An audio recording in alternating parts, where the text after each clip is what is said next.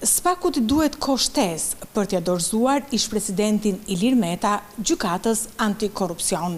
Për shkak të disa veprimeve hetimore që janë akte ekspertiza, prokuria e posaçme ka zgjatur edhe me 3 muaj të tjerë afatet hetimore, pavarësisht se më herët kishte deklaruar në rrugë jo zyrtare se pikërisht do të ishte data 15 tetor 2025 si pragu i fundit në të cilin dosja do të kopsitej dhe do të dorëzohej gjyqtarit para prak. Pavarësisht kësaj, prokuria e posaçme ka ndryshuar statusin e ish-presidentit Ilir Meta e po ashtu ish-bashkëshortes së tij Monika Kryemadi, të cilët prej datës 15 maj janë marrë të pandehur dhe u janë komunikuar akuzat e korrupsionit pasiv në bashkëpunim, pastrimit të parave dhe fshehjes së pasurisë.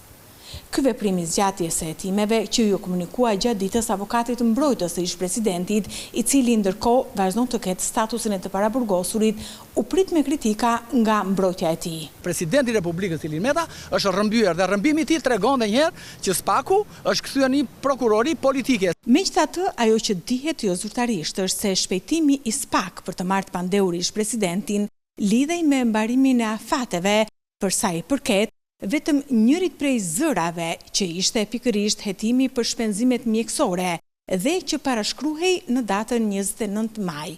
Për këtë arsye, prokurorët e posaçëm nxituan për t'i komunikuar akuzat çiftit Meta Kryemadi e po ashtu edhe 3 personave të tjerë.